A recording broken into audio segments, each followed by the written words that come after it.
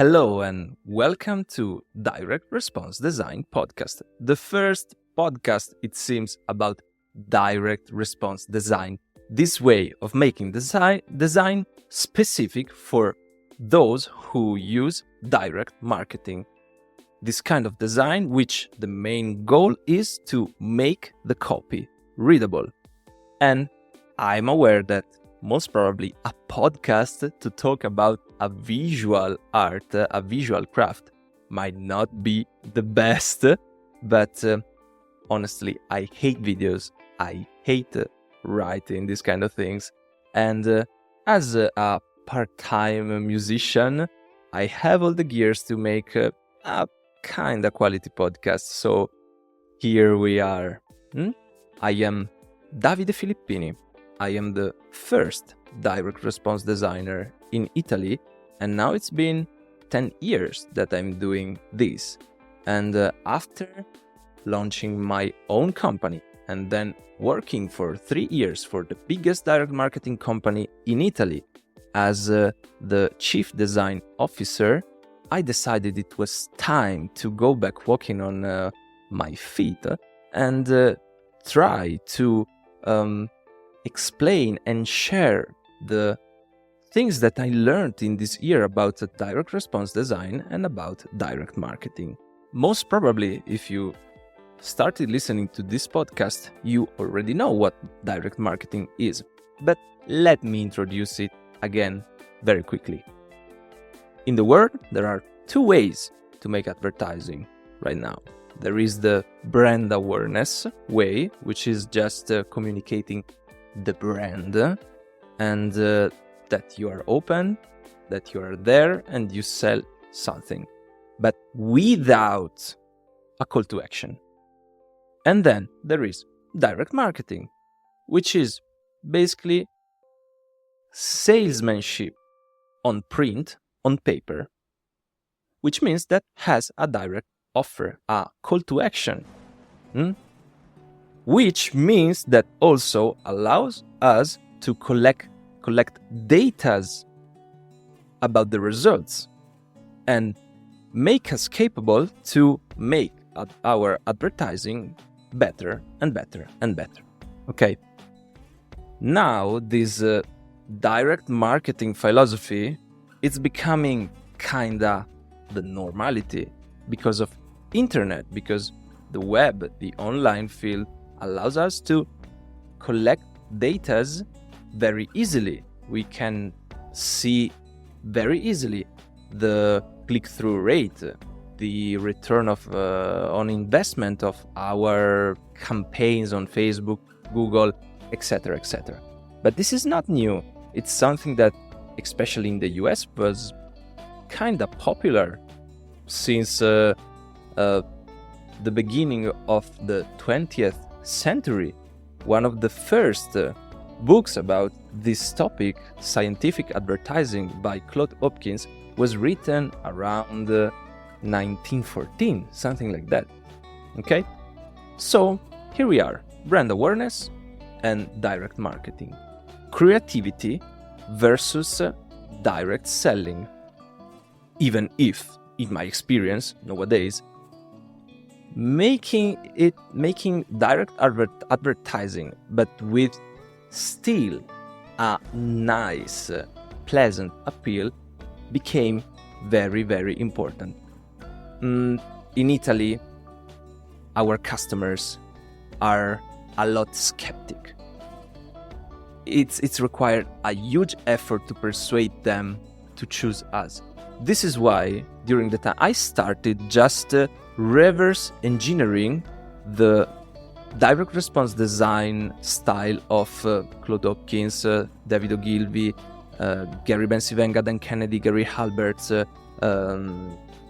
marketing pieces. But in the time, I had to also put some Italian way of design inside of my direct response design. And about direct response design, what is the difference between the rest of the graphic design we have around? First things first, there are so many kind of graphic design. There is UX, UI, creative advertisement, editorial design, and then there is direct response design. Direct response design has I mean, it will take many episodes to explain exactly how it works, but let's say in a nutshell, as a good direct response designer, my only job is to make people read the copywriting, right? Because when we are doing brand awareness, there's no need for much copywriting. We are just making the logo or the visual very big, saying that we are there, and that's fine. It's good when you have a very big company, when you already have a solid position in the market. There's no need for much more else. If you are Coca-Cola, if you are Apple, if you are BMW or whatever, you just have to say, hey, I'm here, I'm still the original, hi, maybe I have this new product, and that's it.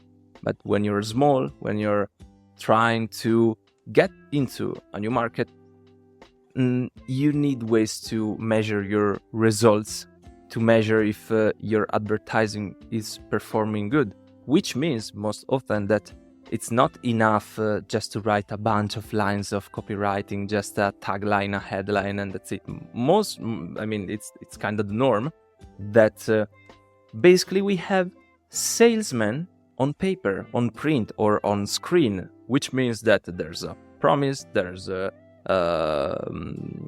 proofs elements, testimonials, a call to action, an offer, guarantee, which if you think, it's a lot to write, right?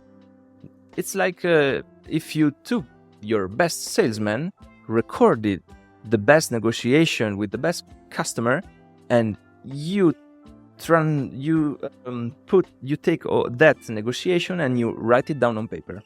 Most probably you will get 2-3 pages at least, maybe more. It depends how complex is your product, but the point is there's a lot of text.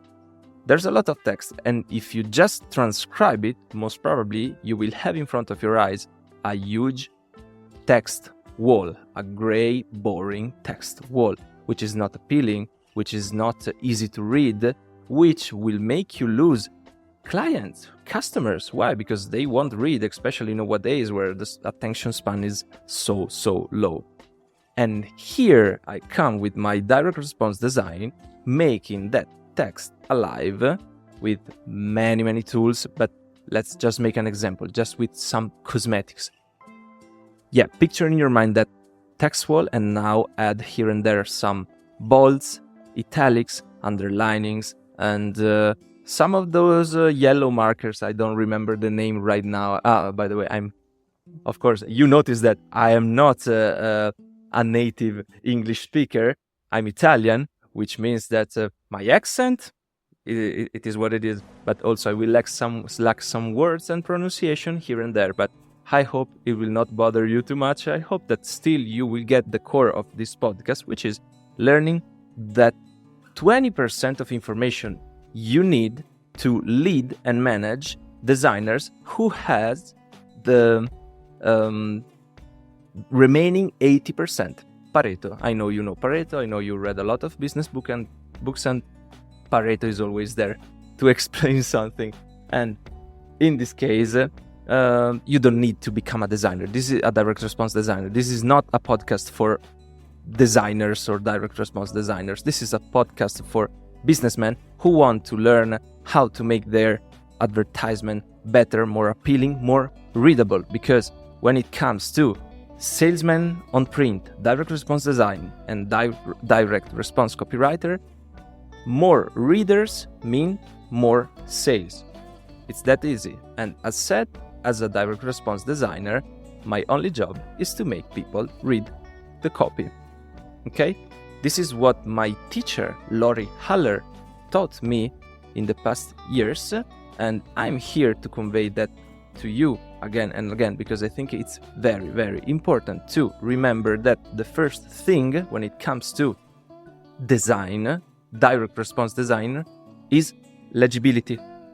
Otherwise, you can write the best copy piece of your life, but if it's not legible, readable, clear, and basically automatically written by the lead or the customer, it will be pointless. Okay, you will have spent money for printing, for copywriting, etc., etc., etc., and you will get a lot less results than you could have if you just hired a good direct response designer, or you knew that 20% of information to tell your designer, look, I don't want it to be beautiful, I want it to be readable.